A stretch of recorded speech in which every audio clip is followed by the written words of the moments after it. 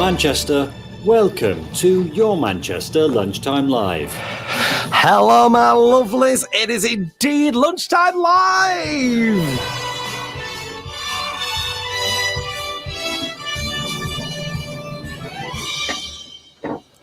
Oh, well, it's Monday, everybody. It's Monday. Does it feel like a Monday to everybody out there, eh?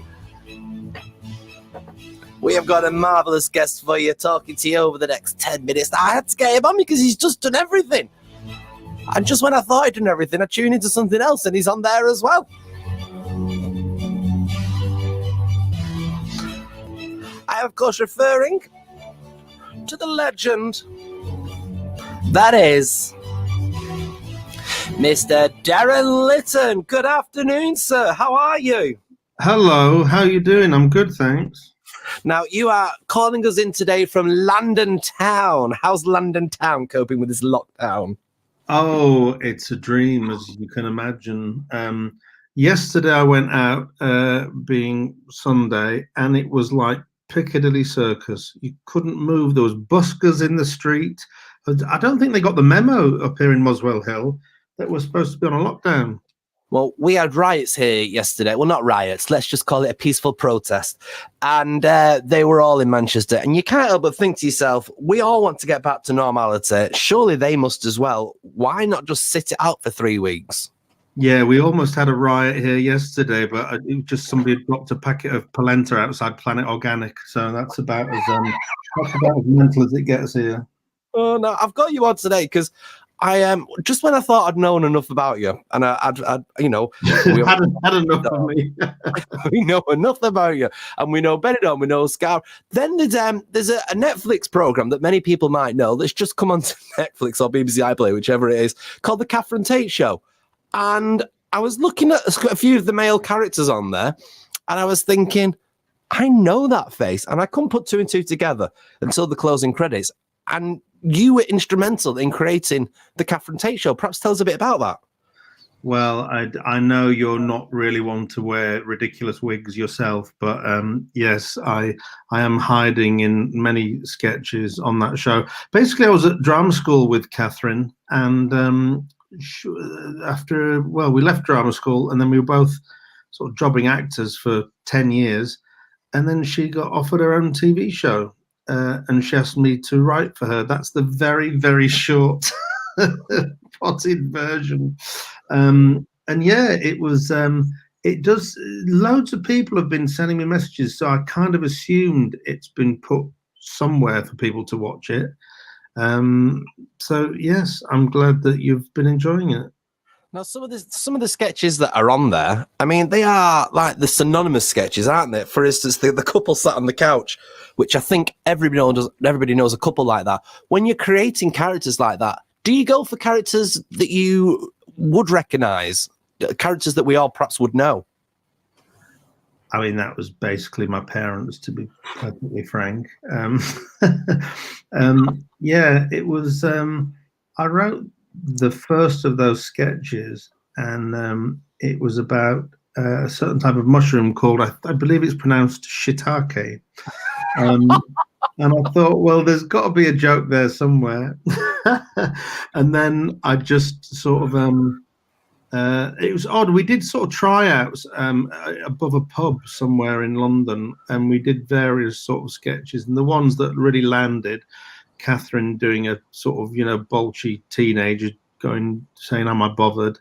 And things like, the couple moaning about, food, and all those sort of things. We kind of found out which ones, well, we hoped that we're going to land. The Nan character was something that Catherine had already been doing in stand-up for a few years before then. But yeah, it was an interesting thing to find out which characters sort of worked and which didn't. So off the back of that then, is that what got you into writing Benidorm? Yeah, I'd never written anything before then. Catherine said, can I use those stories about your nana?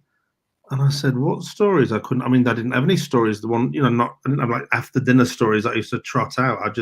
I'd obviously told her things while we were at drama school. A couple of them I'd even forgotten.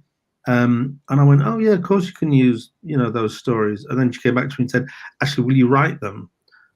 And I said, in what way? Like a monologue or a duologue, some sort of dialogue? Or I don't know what you want. I mean, I had a vague idea. I'd been an actor for 10 years, but I'd certainly never written anything. And I have absolutely no qualifications at all, no academic qualifications. So I do feel a bit of a cheat, really, when people ask me what I do for a living and I say I'm a writer. I can barely write my own name, to be perfectly honest. That's not true. You have written some. Well, no, actually, nobody else can write my own name. That's why they all call me. It's because you confuse them with the second letter. That's what it is. I've done it a few times myself. Somebody else. So Benidorm, then. Now, this was a massive, massive hit, and this was, I suppose, the equivalent of the Catherine Tate show for you, though, for your own experience. You're suddenly given permission to write these characters, have these amazing actors and actresses bring to life your words. Tell us how that felt. Well, it was strange. I mean, I was in the green room, which, as you know, Belinda, you've been in more green rooms than anybody I know, I think. Sometimes invited as well. I was in the green room of the Catherine Tate show, and the producer, Jeffrey Perkins, said, I want you to write your own show. And I said, what, the Derren Litten show, or the Darren Little show, as they'd have probably have called it. And he said, no, like a comedy narrative. So I said, all right then. And I went away and Googled what comedy narrative meant. And I thought, oh, it means a sitcom, basically. So, so I wrote Benidorm. I have no idea why. I'd never been to Benidorm. I'd barely sort of been abroad, to be honest, at the age that... actually, we had one holiday to Spain on a coach from Hull, which was a bit of an eye-opener. But no, I had no idea. I didn't think they'd make it. I remember when talking about Catherine Tate, on the first day of filming of her first series, you do the location filming first. And we were standing around a grave, a sketch that I'd written. And in the grave was a coffin. And on the coffin, there was a brass plaque with the name of the character, in the show, in the sketch, etched on the brass plate. And I was like, they've gone to all this trouble. They're not going to show it on telly, are they? What an absolute waste of money. Both Catherine and I, throughout the writing process and the filming, all said, it'll never go on the telly. They'll never do it. So I'm a bit of a sort of pessimist, and she is as well, in that respect, which I think is good because you're never disappointed being a pessimist, I think. Very good. Very good. Oh, dear. Did you ask me what my favourite colour was? I forgot the question halfway through there. I must admit, I just kept banging on. How was it to bring these characters to life from your own writing, to see them being done? Oh, well, I still don't believe they've shown it, really. I mean, if if they hadn't paid me, I certainly wouldn't have believed it. It's just one of those things where I must admit, as I'm getting older, I'm 50 next month. I know I look 60, but I'm actually only 50 next month. And at this ripe old age, at the halfway point, I've decided that I'm going to enjoy stuff a bit more. And sort of, it's pointless enjoying things in retrospect. You look back at photographs on your phone and it says, oh, this day 5 years ago, you were filming this scene which everybody knows, and you go, oh god, that was just a really annoying day. So I'm going to enjoy stuff now. I'm going to enjoy it while it happens, not just in retrospect. That's my two questions about Benidorm for next year. I like that. Did you have a favorite character in Benidorm? And my final question about Benidorm was, do you feel that it could have had more legs and carried on further? My favorite character, that's very, very difficult. I think that there was a character that I got slightly obsessed with. All of the sort of main characters kind of came all at once at the beginning. But the character that came kind of like 2/3 of the way through was a character called Pauline, who was Noreen's daughter, Johnny Vegas's sister. can I say stepsister? That might be called a spoiler if you've not watched a certain episode.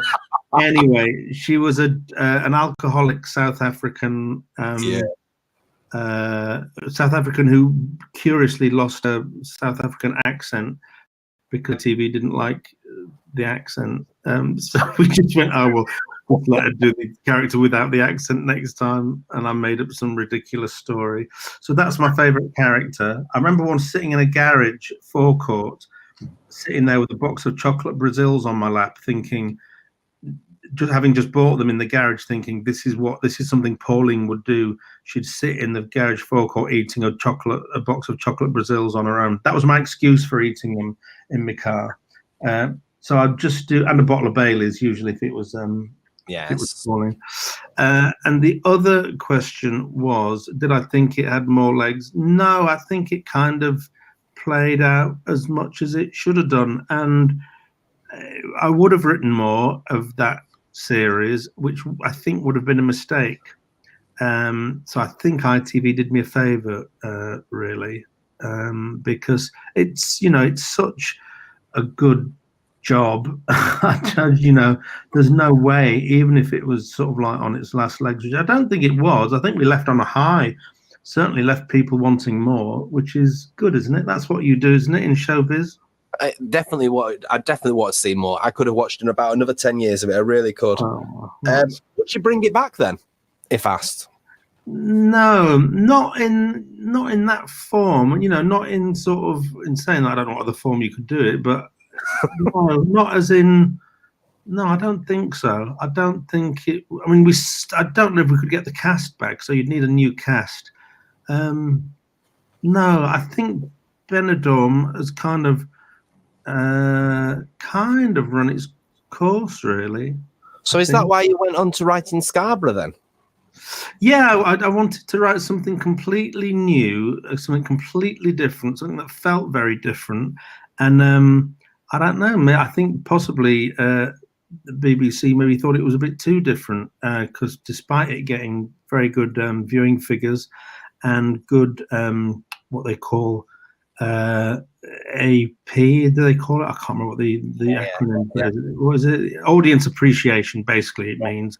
That scored very well, all the technical things they want, but they kind of canned it after one series, which was very, really disappointing. But there you go. There's a lot of shows that don't even make it onto the telly, so it's hardly a failure, I guess. So what would be next for you then? What are you thinking of doing next? Well, I am writing a show, actually, which is, I can't tell you a lot about it, unfortunately. Is it about a ginger drag queen?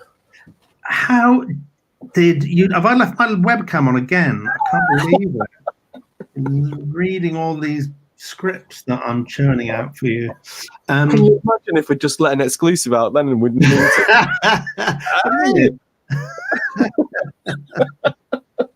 So you're writing something. Is it going to be drama? Is it going to be comedy? It's comedy. It's been commissioned by ITV, actually, the script, which is fairly unusual. Usually a script is usually commissioned by a production company or whatever. But anyway, we'll see how it goes. I can't. Also, yourself, when you're working on a new project, you don't want to jinx it by telling everybody about it and then nothing happens with it. So I am writing something. I had about a year and a half of writing nothing, and I thought, oh god, I'm gonna hate going back to writing, but I've really enjoyed it, actually. Excellent. That's what we like to hear. Well, you are fantastic, and your volume of work, I should say, speaks for itself with everything that you've achieved. I mean, it's fair enough to describe things. I think sometimes it's lesser to describe something as a sitcom because it sounds like it's not going to be as appealing and as impactful. But your programs that you've written, as have just been like major and have won, a fair few awards, haven't they? Yes, I'm sitting in my office now with a few of those awards behind me, soon to be rushed to cash converters, obviously, if this next project doesn't go anywhere. Oh, my goodness me. Muswell Hill cash converters, that's where you need to be in the next few months. What, cash converters? Yeah. to get some of them. It's the only time I'll get an award, is it? If I have to buy Well, we'll be going cheap, don't worry. Derren, it's been amazing speaking to you, and we will catch up with you very, very soon. I'm just picturing me winning an award and then telling everybody I won an award, and it's actually just from Cash Converter. Story of my life, everybody. Derren Litten there speaking to us all here while you've been having your cup of soup, everybody. Bit of cup of soup with me, Miss Belinda Scandal. Right then, my darlings, you take care of yourselves and each other. And remember, stay gold and stay true, everybody. Have a fantastic day. Whatever you're doing, take care and ta-ta.